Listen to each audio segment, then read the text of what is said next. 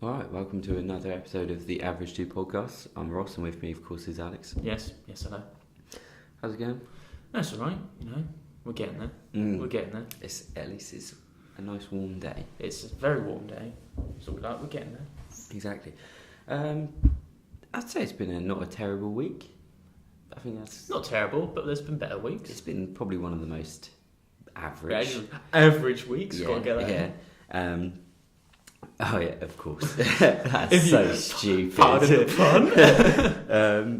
In news has been a bit interesting. The Joker trailer. That's probably the biggest thing that's happened this week. Did you watch it? I did watch it. What did you think of it? I think it looked so weird, but a good weird. Yeah. I think it looked really good. And people have been saying, "Oh, this could be the best Joker since Heath Ledger." Yeah. Or better than Heath Ledger.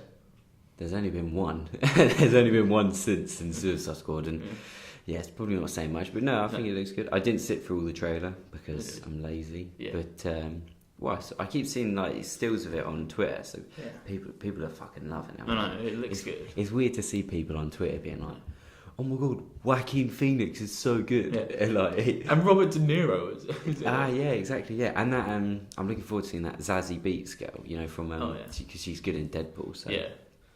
That was good. I keep seeing this as well, that Idris Elba, he's got an unknown part in the Suicide Squad movie. Oh, okay. Which was weird because I thought he was I thought they just brought him in to replace as Deadshot, but I guess maybe they're trying something else. So he's still at the DC house party. Yeah, he's flittering back and forth. He's going back to Marvel. He's just in the corner, not talking to anyone. He's not allowed to tell them why he's there. But yeah, that's weird. I did see this. There's a new Terminator movie. There is a new Terminator movie. I saw that there was the first footage of it, and I thought, oh great, I'll watch this. I didn't watch it actually. Well, it was just a photo. It's just that Arnold put up. I saw the photo. Yeah. Yeah, he's like got his thumb up saying like, "I'll be back in November" or something. He says something like that, where it's so stupid because he was literally in a Terminator movie 4 years ago. So it doesn't quite have the same effect, does it? Like, it's not like it was. This is a second Terminator. Yeah, or there's been like 10 years since. It's literally 4 years ago he came back. Yeah. It flopped. 4 years later, I'm coming back again. I'm not finishing on a flop. I'm gonna make one work. I'm at least gonna get a 5 out of 10. Yeah, exactly. And there is just a little bit of bad news here. I've just literally seen that Adam McKay and Will Ferrell were taking a break from each other from making movies together. Oh, what a shame. I know. I guess that Holmes and Watson. Yeah. I say what a shame. Probably for the best. Yeah. When I saw that, I thought I'll just check if he did Holmes and Watson because then I'll understand why they actually. Probably for the best. They take a bit of a break from each other. Yeah, exactly. They're not all good movies they make. I can see why Holmes and Watson really probably take it out of you. Oh yeah, took out of me too. Yeah, exactly. Well, okay. So we'll go on to the films now. What film do you want to talk about first? We saw Dumbo and Pet Sematary. In my opinion, let's talk about the one I didn't like the most, which was Dumbo. Oh, okay. It could have gone either way. Were you really expecting me to say Pet Sematary? It could have gone either way. I'm saying Dumbo. All right, okay. What's Dumbo? Well, I should hope everyone really knows the story about Dumbo, but if you don't, it's about this young elephant in the circus who has these oversized ears and has the ability of flying. Yeah, it's a fantasy. It's a fantasy. It's another Disney fantasy. No, it's not based on a true story. Yeah, it's just one of these remakes of the old classic, which I can't remember it. I probably saw it when I was younger, but I don't remember. I know the elephants bit, the pink elephants bit, but besides that, I couldn't really tell you much about it. No. So what did you think of it? I was very disappointed in this remake of Dumbo.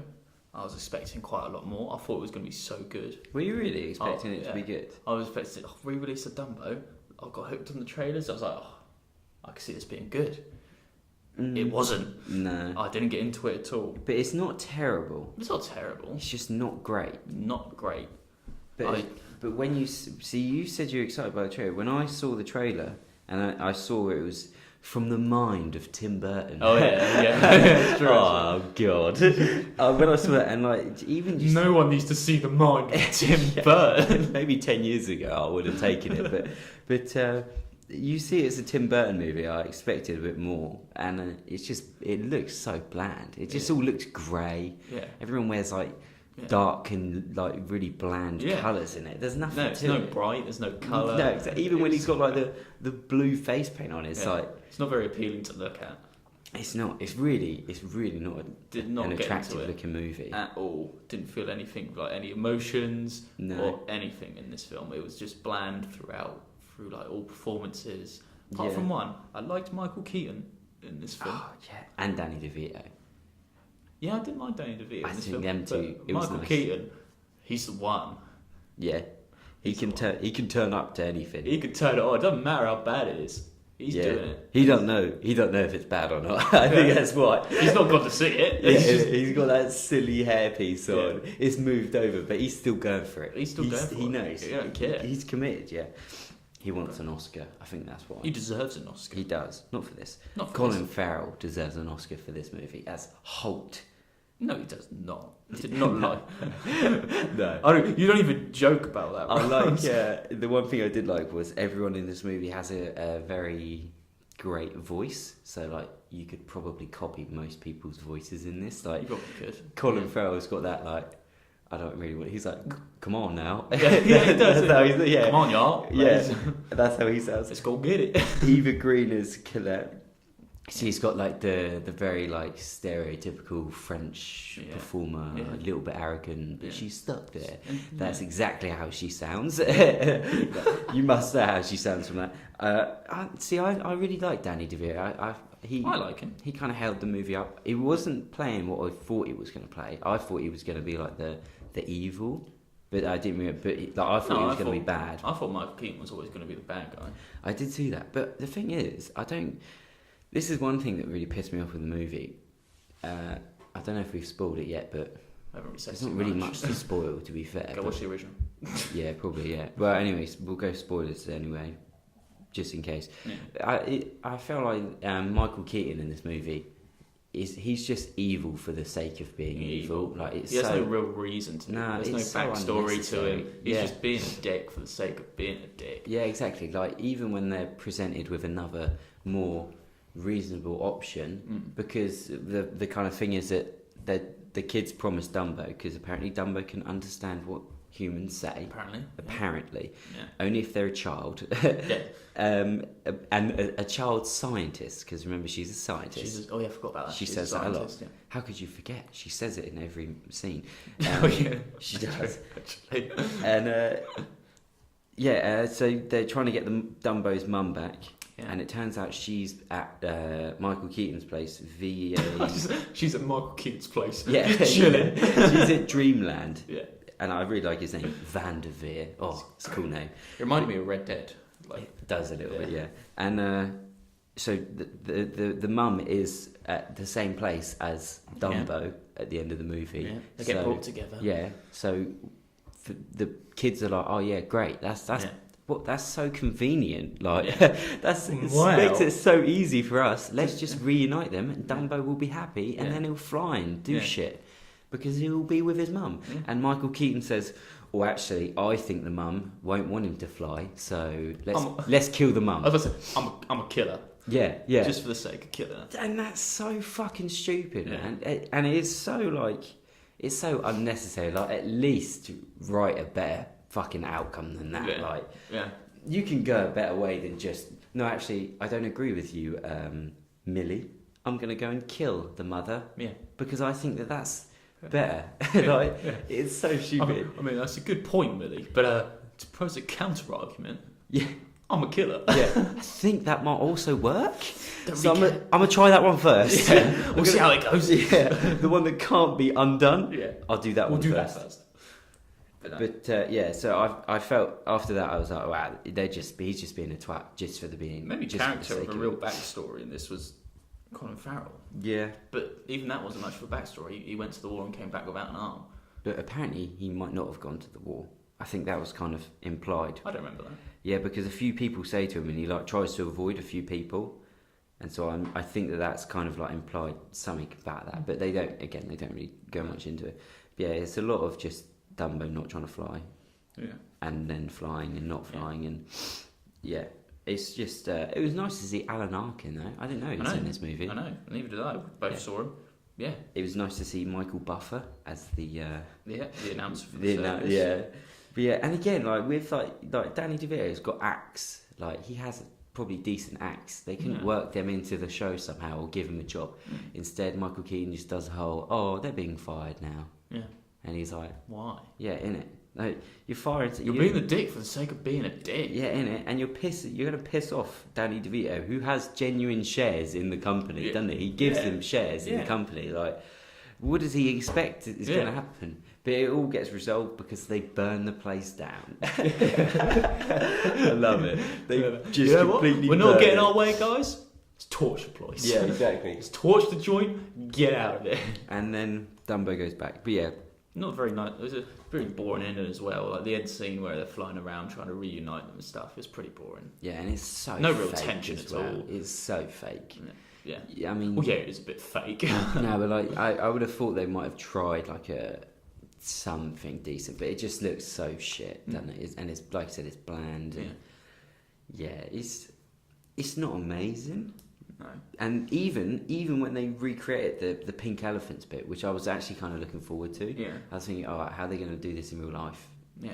Obviously, they can't do some of the shit from the film because from the original one, but how are they going to do this? They started doing the elephants bit, and I thought, this is actually pretty neat, you know, there's bubbles and shit. And then they kept cutting away to everyone else, and you see the elephants barely in the screen. Like it would be like cut to the person like blowing the bubble. You see like a brief element, cuts away, cuts to Colin Farrell. I was sat there going, wait, is that the elephants? Yeah. Cuts away. Wow, I need to see it again. Is that the? Or you just see like a foot of one in the top, or an ear, underneath one from like the top of the frame. Yeah. And then you finally find out. Oh yeah, you get a brief shot of a whole elephant. Yeah. Then it like bursts. Yeah, and then it's like that's pretty much it. All right, that's it. Yeah, that's it.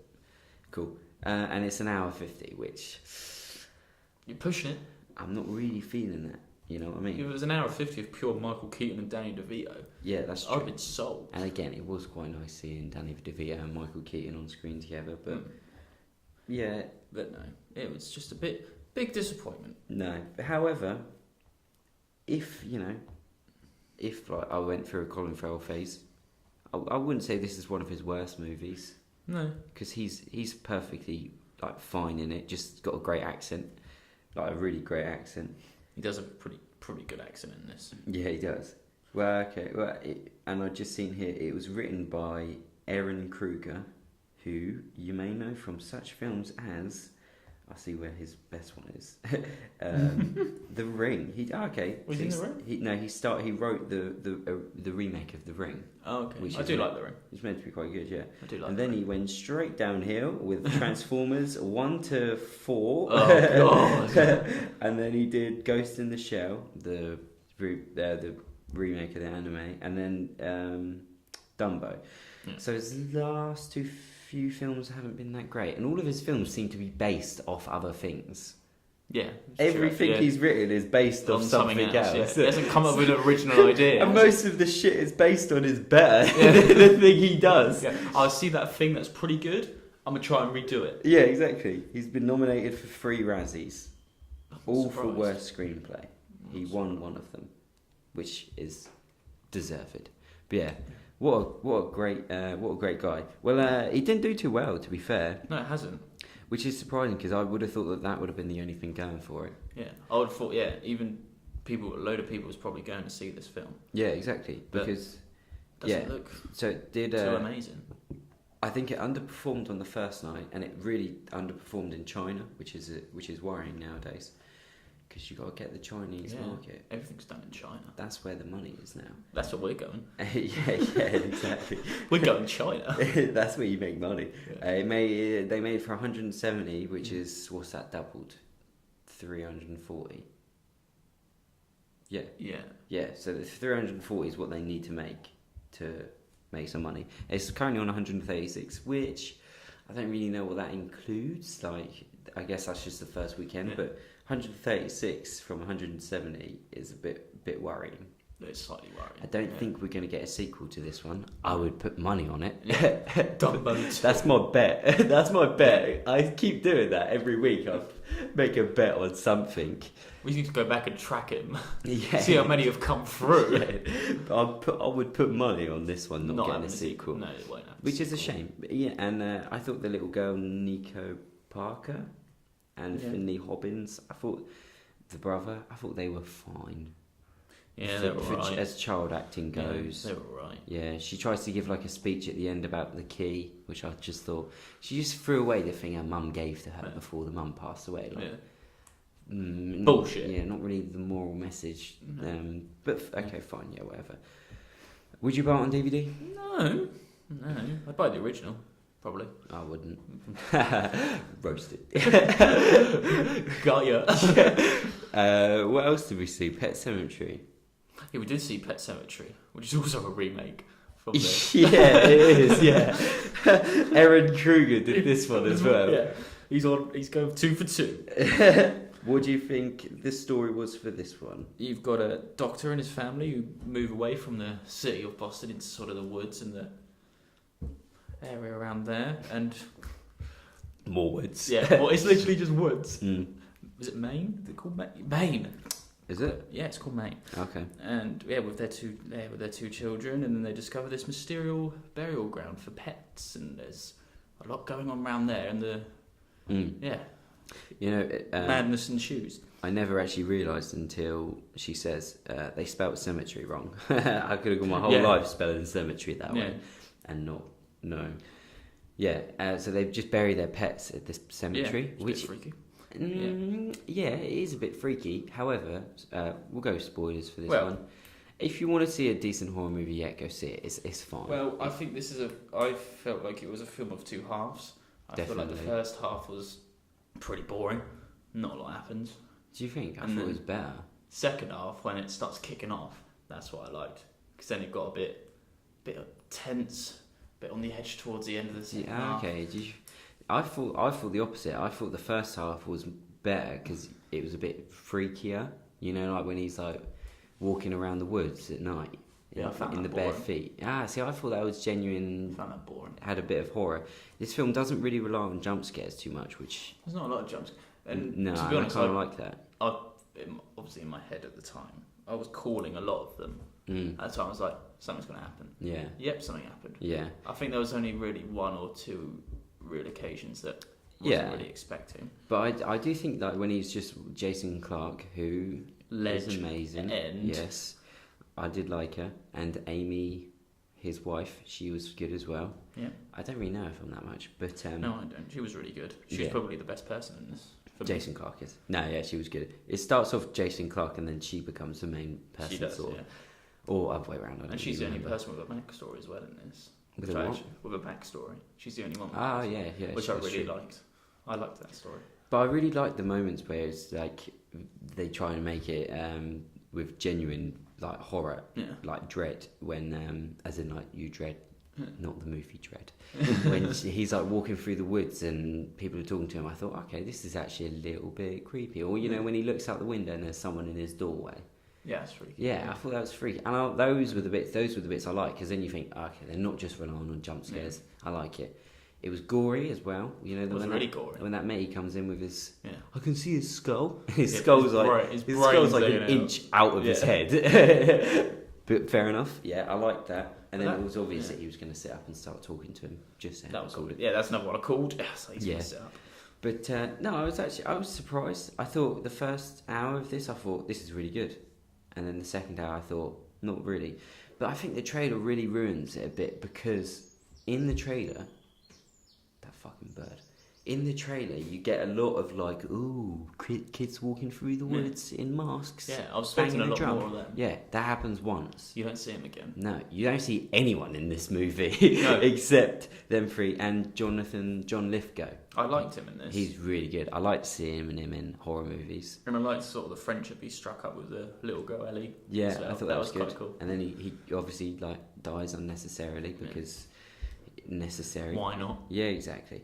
But I thought the actual Pet Sematary was weird because the actual Pet Sematary is pointless, isn't it? Because it's just a cemetery. It's just a cemetery. It's what's beyond that. Yeah, which is relevant. Like a fucking swamp. Yeah. Do you think that would be... And a mountain. Yeah. Do you think that's on Google Maps? Google Earth?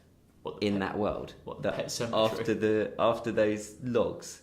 Just like, you get past them logs and suddenly you're in a swamp. You go from like a forest to a swamp to a mountain to like a fucking volcano that they walk up. Yeah. Yeah. No, yeah. So I thought the Pet Sematary was pretty pointless. It's obvious what happens. Yeah. I was really kind of hoping that, you know, they say that there's that like creature that like... the demon thing. Yeah. I thought you'd see that. I thought you would. But you don't. Whether I was expecting like if they killed a pet or something, then the demon would like come out of it or something. Or I thought you'd at least see a glimpse of it in the woods, which I think you might. Something implied there, but you don't actually see anything. No. But nah, it wasn't for me though. No, it wasn't for me, to be honest. Nah, I mean Jason Clarke was good, and so was the wife. I even thought the little girl, when she becomes that weird like dead version of herself, I thought she was alright. She had a whole weird voice. She was good, isn't it? The lazy eye thing was going for her. So. Yeah. And I mean, the only real bad thing about coming back from the dead is you get knotted hair. Yeah, they established that for a lot. Yeah, yeah. You get some dodgy hair. And as I always say, I like cat acting. So it's pretty good cat acting. This cat was good. Something going on for it. Big future for this cat. Yeah, exactly.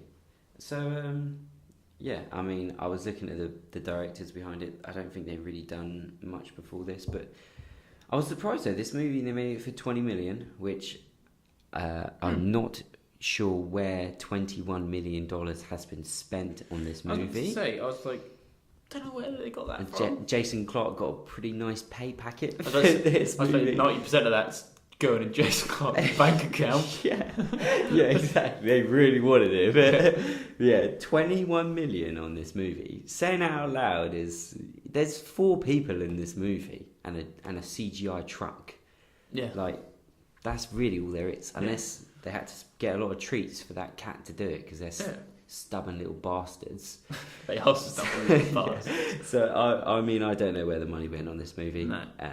I'm surprised and also it didn't look that great, but when they used CGI in the swamp and sort of the forest at times, didn't look that good. Yeah, not very. Did not look that good. Bit green screen, yeah. And it made me really uncomfortable when they walked through the forest the first time with the cat, and John Lithgow's got like wellies on. He starts walking through the swamp. Jason Clarke, he just has regular shoes on. He starts walking through the water. Nah, I'm not feeling that. No. That's that. Oh, nah. You're gonna get wet feet. Yeah, them shoes are ruined. They're soggy. Yeah. Nah, you ain't getting them out. I'm not going to dig a hole with wet feet. Like, that's my one rule in life. I'm not doing things if my feet are soaking wet. I'm going like prepared that. With wellies. Yeah. Why didn't John Lithgow tell him? Yeah. Like, I may take you to bring back this cat. We're going for a trek. Yeah. You're coming in these trainers. Yeah. And also, they're really... You know what I did think was actually like... Oh, I like that. That's funny. You know when he goes to bury his daughter, because basically the daughter dies and they bring her back, and that's like the last 10 minutes of this movie. Yeah.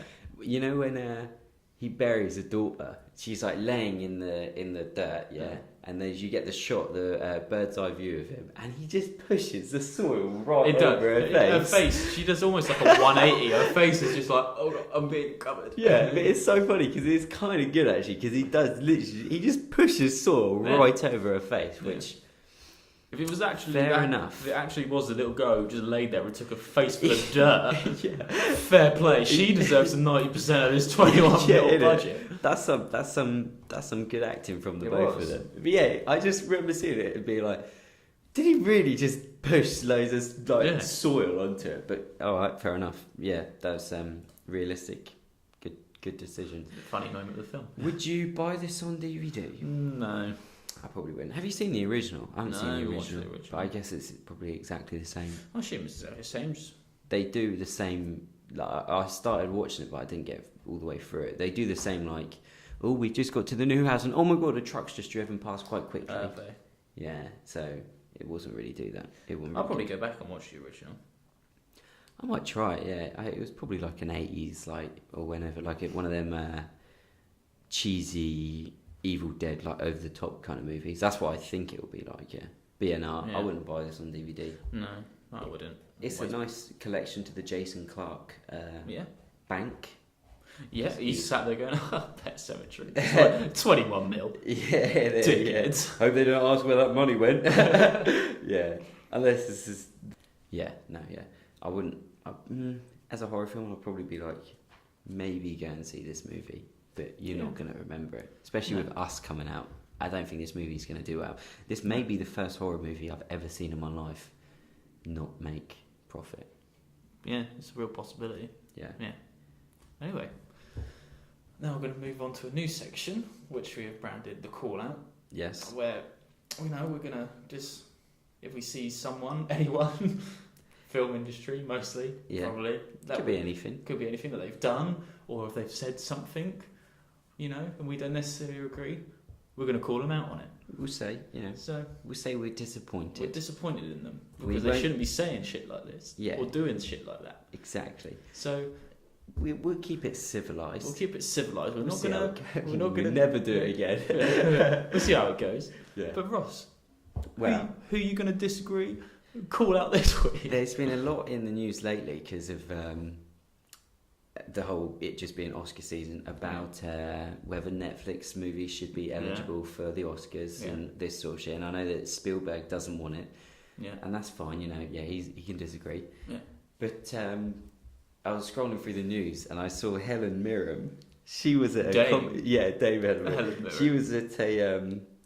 She was at some sort of Comic-Con presenting a new movie, and she decided to say, "I love Netflix, but fuck Netflix."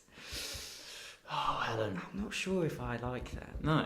How can you not? I'm a bit disappointed that she would just say something like, "I love Netflix, but fuck Netflix," and then people cheered, and it's like, yeah. Come on, Helen, you're better than that. I just think, that Netflix is just another way for younger people who can't make a movie, the kind of that way, to be able to make a movie, a different way. This Netflix opening a lot of doors for a lot of younger filmmakers. It's another platform for them. Exactly, yeah. And it's it could become a very important one, especially because now everything's opening.